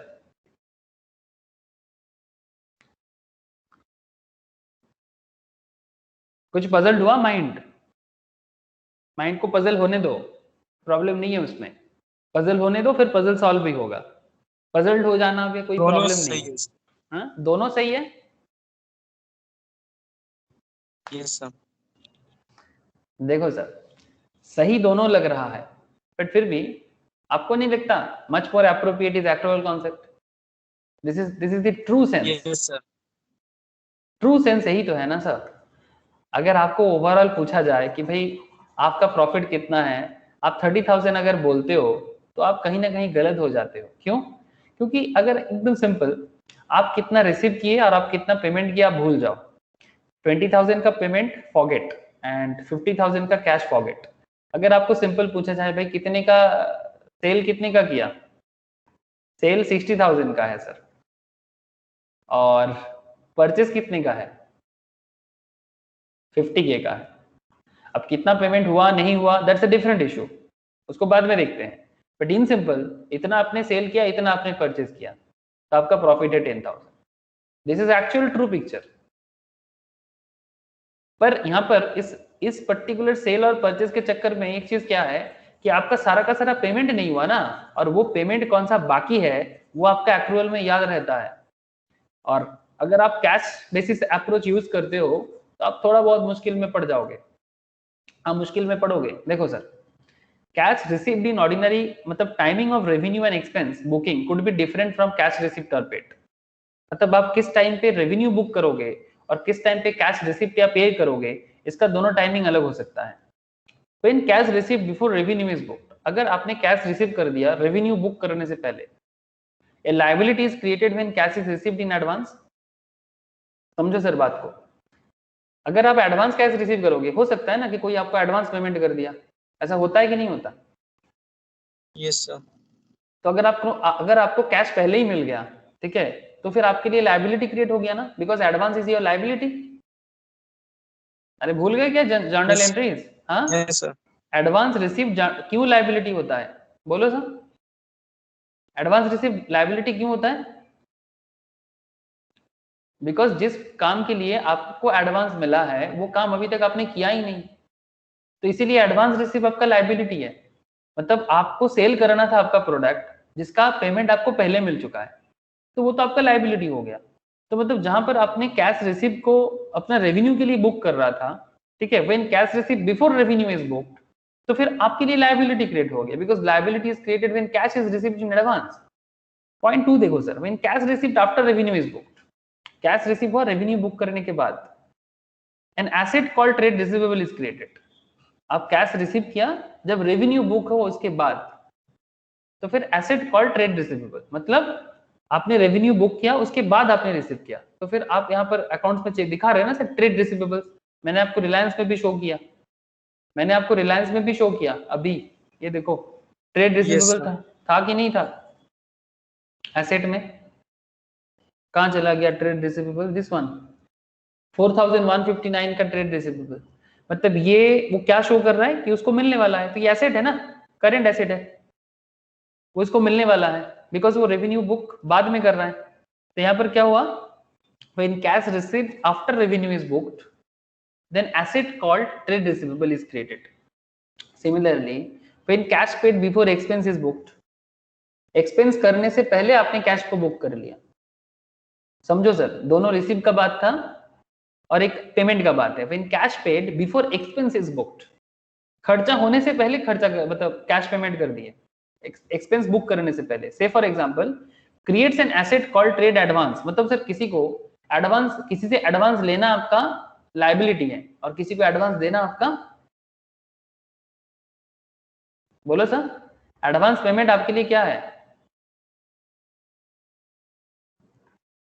अरे बोलो, एडवांस पेमेंट आपके लिए क्या है सर? हाँ, एडवांस पेमेंट आपके लिए एसेट है सर, एडवांस रिसीव आपके लिए लायबिलिटी है और एडवांस पेमेंट आपके लिए एसेट है। सर कैसे? जैसे मानो एक सिंपल एकदम जाना पहचाना का एग्जांपल बता रहा हूं। मानो कि आप फ्लिपकार्ट में कुछ बुक करते हो,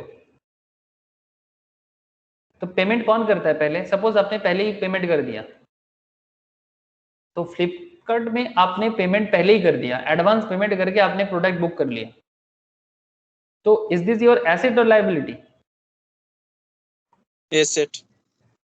दिस इज योर एसेट, ठीक है। तो एडवांस पेमेंट अगर आप किसी को भी करते हो, ठीक है, this is your asset not liability.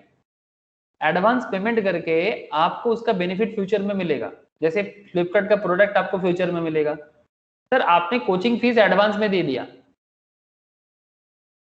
Coaching fees या डॉक्टर फीस जो भी बोलो, एडवांस पेमेंट किया, तो अगर आपने कोचिंग फीस या डॉक्टर फीस एडवांस में पेमेंट किया, तो ये आपके लिए एसेट है कि लायबिलिटी है? लायबिलिटी। मार खाएगा रे, क्यों? फ्लिपकार्ट का एडवांस एसेट है और कोचिंग फीस का एडवांस लायबिलिटी है। हाँ सर, तुम अपनी तरफ से सोचो, मेरे तरफ से लायबिलिटी है क्योंकि मैंने तरफ से तो एसेट है। तुम्हारे तरफ से सोचो ना, तो मेरे तरफ से क्यों सोच रहे हो? मेरे तरफ से लायबिलिटी है क्योंकि मैंने एडवांस लिया। अगर मैंने आपका कोचिंग फीस एडवांस में लिया तो दिस इज माय लायबिलिटी, लेकिन आपके लिए तो एसेट है क्योंकि आपने आपका फीस एडवांस में दे दिया।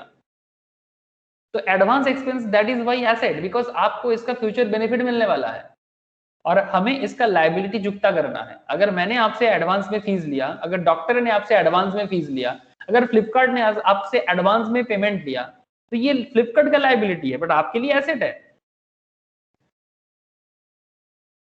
बात समझ में आ रहा है सर? पेमेंट का फर्क से एसेट और लायबिलिटी क्रिएट हो जाता है सर।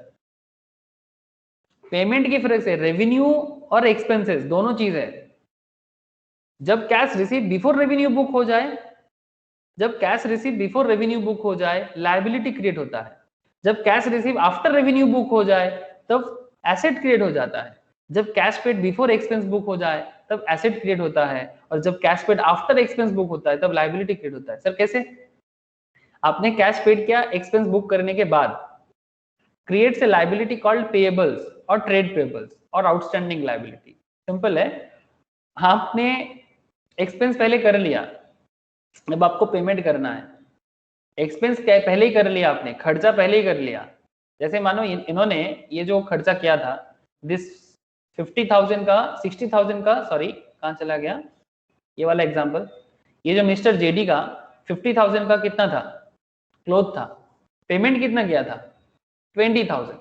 अब 50,000 का प्रोडक्ट में 20,000 अभी पेमेंट किया, अभी भी कितना पेमेंट बाकी है इनका? एक्सपेंस तो बुक इन्होंने कर लिया ना, एक्सपेंस बुक कर लिया कि 50,000 का खर्चा है मेरा, 20,000 अभी दे दिया, बट स्टिल 30,000 क्या है इसका?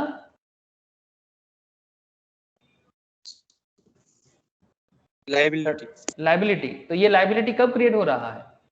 ये 30,000 लायबिलिटी कब? एक्सपेंस बुक करने के बाद, when cash paid after expense is booked, when cash paid after expense is booked create liability called payable या फिर trade payable। रिलायंस में भी चेक कर सकते हो, you can check it in Reliance also। कहाँ गया रिलायंस?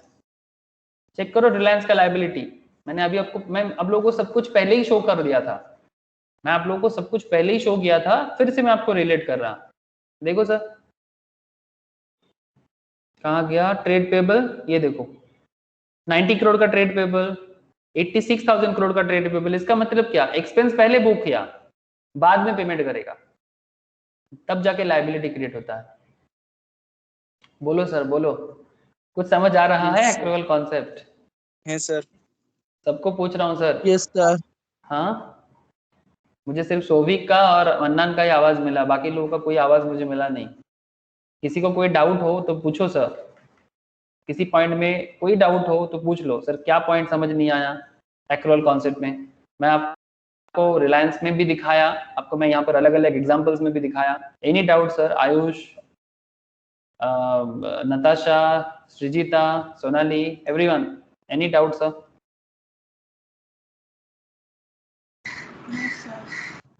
तो बेसिकली एक्चुअल कॉन्सेप्ट क्या है समझ आ रहा है ना?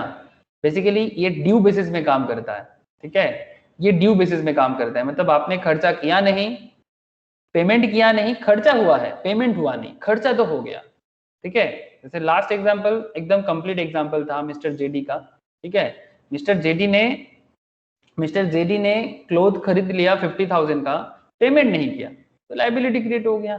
60,000 का सेल क्रिएट कर लिया, ठीक है, बट पेमेंट मिला 50,000 का ही, तो 50,000 मिल गया, ये तो कैश बेसिस में हो गया, बट अभी भी तो कुछ बाकी है उनका मार्केट में, तो अभी 10,000 क्या हो गया उनका? ये 10,000 उनका क्या हो गया? Receivable asset. Very good sir, receivable है और एसेट भी है, थैंक यू। रिसीवेबल है और एसेट भी है, और दिस 20,000 उन्होंने पेमेंट कर दिया, लेकिन 30,000 उनका क्या है? लायबिलिटी। पेएबल है एंड लायबिलिटी है। वेरी गुड सर, पेएबल है एंड लायबिलिटी है। तो अल्टीमेटली एक चीज देखो सर, ये जो कैश बेसिस में जो लोग अकाउंट्स मेंटेन कर रहा था, उनको लग रहा था क्या कि उन्होंने 30,000 प्रॉफिट किया। गलती कहाँ हो जाता है कैश बेसिस में? क्योंकि वो cash receive in ordinary course of business, that is 30,000, उन्होंने कितना रिसीव किया था? 50K, और cash paid in ordinary course of business कितना है? कैश पेड कितना किया? 20,000, तो उसने प्रॉफिट क्या कर रहा है? 30,000। बट सर एक चीज ध्यान दो कि ये गलत है ना, ये आपको ये गलत इसलिए है क्योंकि ये आपको मिस इंटरप्रेट करा सकता है, आपको गलत फहमी में डाल सकता है। आप भूल सकते हो आपका लायबिलिटी, आप भूल सकते हो आपका मतलब जो पेमेंट बाकी है, क्योंकि आप 30,000 प्रॉफिट बता रहे हो, लेकिन क्या सच में आपका 30,000 प्रॉफिट क्रिएट होगा? नहीं सर। आपका जो मार्केट में 50,000 का मतलब 20,000 ने आपने पेमेंट किया, बट स्टिल आपका 30,000 बाकी है। ये 30,000 का पेबल है आपका, ये आपको पे करना होगा, और यहाँ पर आपका 10,000 का रिसीवेबल है, तो 10,000 का आपका रिसीवेबल है, तो ये 30,000 का पेबल, दैट इज 30,000 का लायबिलिटी और 10,000 का एसेट, इसका भी तो हिसाब आपको याद रखना चाहिए। तो एक्रूअल कॉन्सेप्ट में क्या होता है सर, आपको सारा का सारा चीज याद रह जाता है। जब आप एक्रूअल बेसिस में अकाउंट्स को मेंटेन करते हैं ना, एक्चुअली एक्रूअल बेसिस में ही मेंटेन होता है इंडिया में, ठीक है। लेकिन सर कैश बेसिस में करना मना है क्या? नहीं सर, कंपनीज के लिए तो मैंडेटरी है एक्रूअल बेसिस, बट कोई भी नॉर्मल इंसान कैश बेसिस अकाउंट मेंटेन कर सकता है, लेकिन तब उसको अलग से ये सब डेटा को अलग से मेंटेन करना होगा। तो उनको गलत फहमी हो जा रहा है कि जैसे मानो कि जब उनको ये 30,000 कलेक्ट होगा, सॉरी 10,000 कलेक्ट होगा, 10,000 कलेक्ट होने के बाद उनको 30,000 का पेमेंट भी करना है, ठीक है। इधर 50,000 कलेक्ट करके रखा है, इधर 30,000 रिसीव करके रखा है 50,000, बट स्टिल उनको रिसीव कितना होने वाला है 30,000। तो ये 30,000 रिसीव में से उनको पेमेंट करना है और 10,000 इधर रिसीव होगा, तो अल्टीमेटली उसका 10,000 का ही प्रॉफिट होगा। अल्टीमेटली ओवरऑल उनका 10,000 का ही प्रॉफिट होगा ओवरऑल। तो अभी जो 30,000 का प्रॉफिट उनको लग रहा है वो कहीं ना कहीं गलत फहमी में है। यस और नो सर, बोलो। Yes sir. है ना? तो ये कैश बेसिस का प्रॉब्लम है, इसको गलत नहीं बोल सकता, इसको एग्जैक्टली गलत नहीं बोलूंगा, ठीक है। रिसीव और एक्सपेंस का हिसाब से आप कर सकते हो, मैक्सिमम केस में नॉर्मल लोग यही करते हैं, बट इसमें उनका जो लाइबिलिटी है और जो ड्यू है मार्केट में जो उनको मिलने वाला है, उनको इसका हिसाब किताब नहीं आता, तो ये उनको प्रॉब्लम में डाल देता है। तो that is the benefit of accrual concept. Accrual concept means what? Accrual concept means revenue minus expense equals to profit. Okay, अब इसको जब हम लोग कैश बेसिस में करेंगे तब cash received in ordinary course of business minus cash paid in ordinary course of business.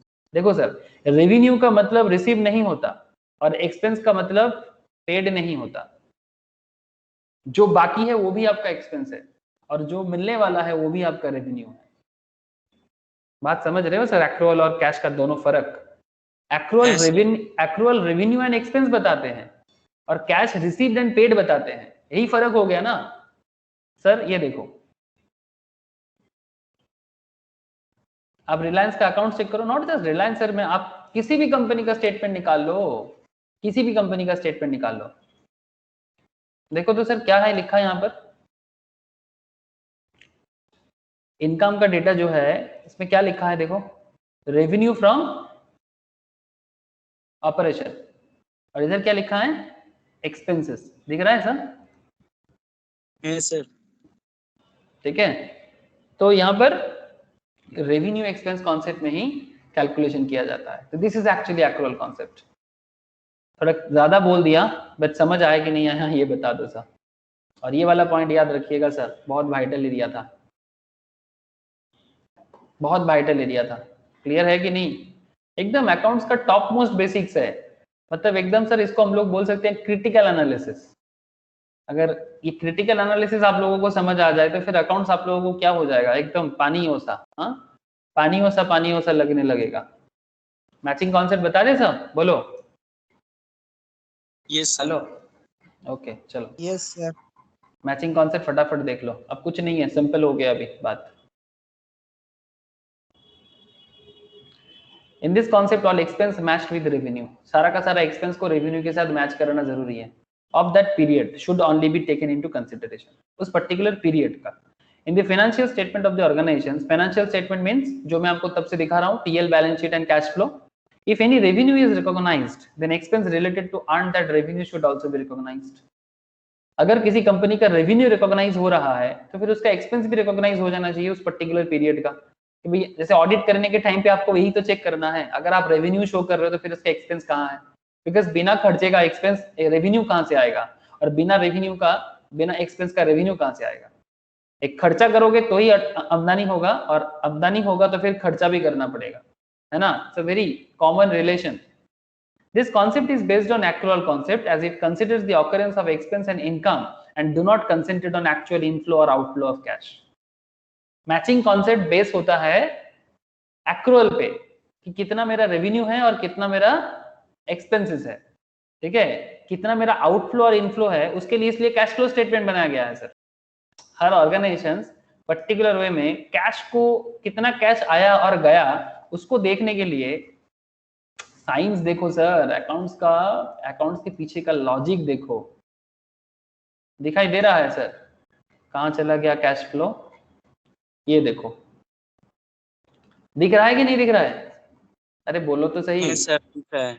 जब करोगे कैश फ्लो स्टेटमेंट तब कर लेना। अब तो मैं आपको कैश फ्लो नहीं सिखा रहा हूँ, ना ही पीएल बैलेंस शीट सिखा रहा हूँ, मैं बस इसका यूज दिखा रहा हूँ। दोनों में फर्क है ना। जब आप लोग कैश फ्लो सीखोगे, जब आप लोग पीएल बैलेंस शीट ड्रॉ करोगे फाइनल अकाउंट्स में, तब आप लोग उसके हिसाब से सोचना। बट करेंटली मैं तो बस आपको कनेक्ट कर रहा हूँ।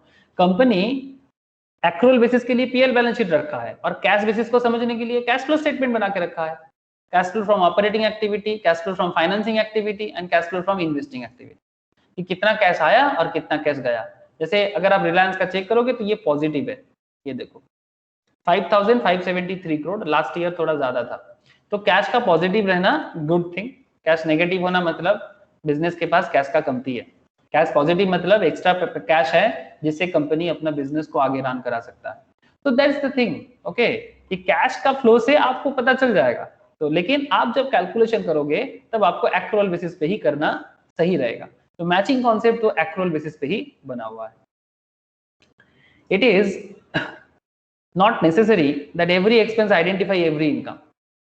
Some expenses are directly related to the revenue and some are time bound. For example, selling expenses are directly related to sales, but rent, salaries, etc. are recorded on accrual basis for a particular accounting period.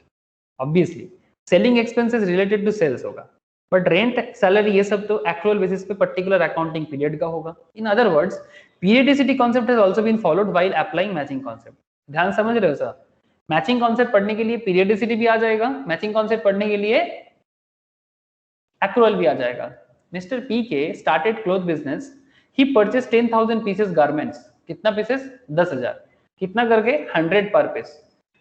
Sold 8,000 pieces at the rate 150। 10,000 खरीदा था, cell कितना कर रहा है? 8,000 खरीदा था, purchase price था 100 करके, सेल प्राइस है 150 करके पर पीस का, during the accounting period of 12 months. 1 जन से 31 दिसंबर का अकाउंटिंग पीरियड है इनका। ये मान के, ये कोई भी कर सकता है सर, आप अपना अकाउंटिंग पीरियड फर्स्ट कोई भी कर सकते हो, लेकिन हाँ इंडिया में, हमारे देश में 1 अप्रैल से लेकर 31 मार्च तक का अकाउंटिंग पीरियड या फाइनेंशियल पीरियड चलता है। ही पेड शॉप रेंट, कितना रेंट दे रहा है सर? 3,000 पर मंथ का, 11 मंथ का रेंट दिया, and paid 8 lakh to the suppliers of garments and received 10 lakh from the customers. Supplier of the garments को पे किया 8 लाख और अपने कस्टमर से रिसीव किया 10 lakh. Let us see how the accrual and periodicity concept operate. देखो अब सारा का सारा खेल देखो। क्वेश्चन समझ में आया सर आप लोगों को?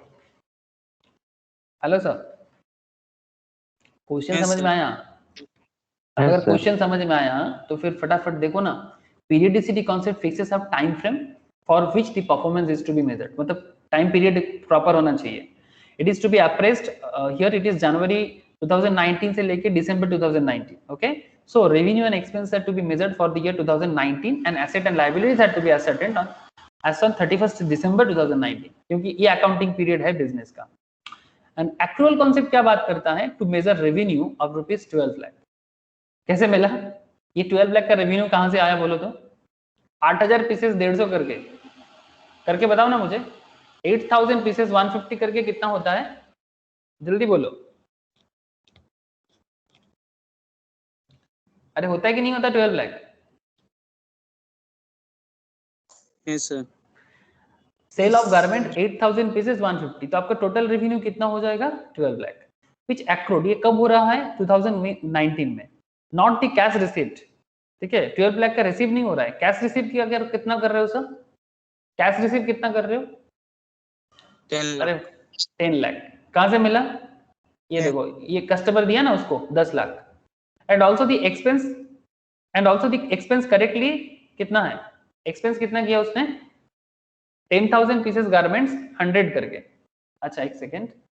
When accrued during 2019, not the cash received of ₹10 lakh and also expenses correctly। अच्छा शॉप रेंट कितने का दिया सर? 12 महीने का।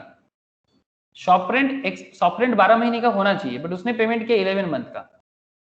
तो फिर शॉप रेंट अगर 3,000 करके 12 महीने का होता है तो कितने का होता है सर? 36,000। लेकिन उसने कितना पेमेंट किया? 33, है ना? यस क्योंकि उसने तो 11 मंथ का पेमेंट किया। तब अकाउंटेंट के हिसाब से सोचो, should the accountant treat 10 lakh as expenses? क्योंकि अकाउंटेंट ने 10,000 पीसेस गारमेंट्स पर पीस 100 करके सेल कर रहा है, ये परचेस कर रहा है, लेकिन अकाउंटेंट ने कितना पेमेंट किया सप्लायर को? 8 लाख पेमेंट किया। तो should the accountant treat 10 lakh as an expense for purchase of merchandise and should he treat 1,64,000 as profit? कहां से मिला 1,64,000? देखो सर, रेवेन्यू के हिसाब से अगर देखो तो 12 लाख का रेवेन्यू है, 10 लाख का मर्चेंडाइज है और शॉप का रेंट 36,000 है। तो मैं 12 लाख से 10 लाख और 36,000 लेस कर दूंगा तो मुझे 1,64,000 का प्रॉफिट आएगा। लेकिन सर ये सही नहीं है, not matching links revenue with expenses, because यहाँ पर रेवेन्यू के साथ एक्सपेंस मैच नहीं कर रहा है, बिकॉज परचेस 10,000 पीसेस का है और रेवेन्यू 8,000 पीसेस का है। फर्क देख रहे हो सर? मैच कहाँ करेगा? फर्क पता हो रहा है सर?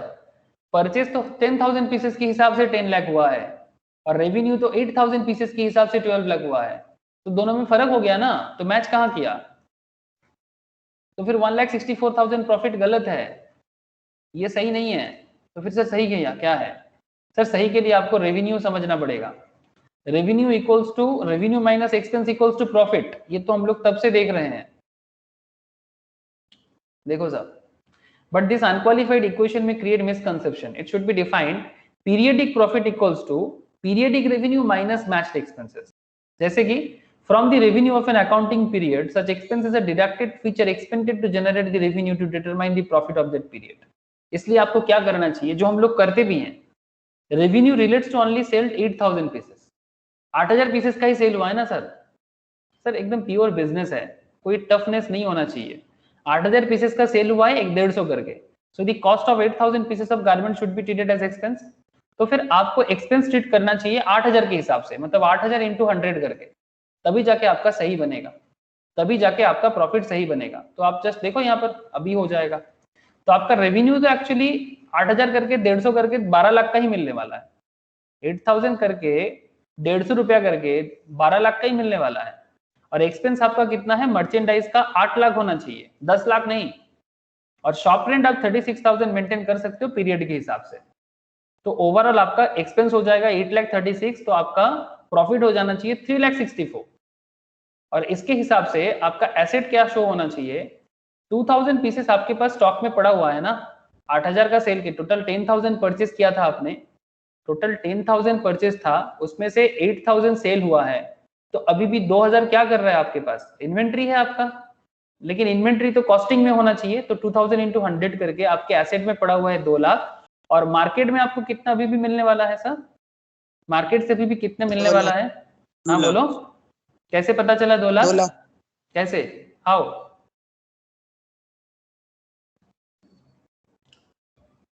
मार्केट से 2 लाख कैसे पता चला? बिकॉज कस्टमर आपको कितना पेमेंट किया? कस्टमर आपको कितना पेमेंट किया? क्वेश्चन में ही है सर आंसर। कहाँ गया? ये देखो, रिसीव फ्रॉम कस्टमर कितना हुआ है? 10 लाख हुआ है, तो अभी भी कितना मिलेगा कस्टमर से? 2 लाख से। तो वो 2 लाख आपका क्या है? रिसीवेबल्स है ना, मतलब कस्टमर आपको पेमेंट करेगा, ठीक है? तो that is also your asset. तो this is trade receivable 2 lakh. और आपको कैश रिसीव कितना हुआ है अभी तक? अभी तक आपने कैश कितना रिसीव किया? 8 लाख 10 लाख। और कैश पेमेंट कितना किया? 8,33,000। अरे सर आपने 8 लाख का परचेस किया, पेमेंट किया ना 8 लाख का, सप्लायर को कितना दिया? सप्लायर को 8 लाख दिया। और रेंट कितना पेमेंट किया? 33,000। तो 10 लाख रिसीव किया और 8,33,000 आपने पेमेंट किया, तो अल्टीमेटली आपके पास कैश कितना है? 1,67,000। सबको जोड़ो तो आपका एसेट आ जाएगा। और लाइबिलिटी कितना है आपका? अभी भी 2 लाख का लाइबिलिटी है। कैसे पता चला? बिकॉज आपने आपका जो सप्लायर है उनको अभी भी आपको 2 लाख देना है, 10 लाख देना था, 8 लाख पेमेंट किया, तो फिर अभी भी 2 लाख बाकी है ना? Yes sir. एक्सपेंस कितना बाकी है? रेंट देना है 3,000 का अभी भी, ठीक है? और 3,000 का रेंट अभी भी बाकी है कि नहीं है? Yes sir. यस और कैपिटल फॉर प्रॉफिट, ये बाकी जो अमाउंट है एसेट माइनस लायबिलिटी करो, एसेट माइनस लायबिलिटी करो। और ऐसे भी हम लोग प्रॉफिट कैलकुलेट कर चुके थे 3,64,000 का, है ना? प्रॉफिट कैलकुलेट, तो प्रॉफिट को क्या करोगे? ऐड कर दोगे? तो कर दो ऐड। कैपिटल फॉर प्रॉफिट 3,64,000, ठीक है। तो एसेट हो गया, लाइबिलिटी हो गया, और लाइबिलिटी साइड में कैपिटल भी आता है, ठीक है। तो अल्टीमेटली आपका दोनों साइड टैली भी हो गया। देखो लाइबिलिटी प्लस कैपिटल करके 5,67,000 और एसेट साइड आल्सो 5,67,000। और हमेशा liability and asset side match करेगा, जैसे रिलायंस में भी किया है। लुक हियर, रिलायंस का भी अगर आप देखोगे, फटाफट देखो सर, 6 लाख कहाँ गया, टोटल एसेट 873, 673, और लाइबिलिटी कितना है 873, 673। ये हमेशा मैच करेगा, not just in case of Reliance, her business में मैच करेगा। कुछ समझ आया सर? सर थोड़ा जी सा थोड़ा प्रैक्टिस चाहिए आप लोगों को। मैं मैचिंग कॉन्सेप्ट एक बार घर में पढ़ने के लिए बता रहा हूँ, आप लोग एक बार गो थ्रू करो, ठीक है।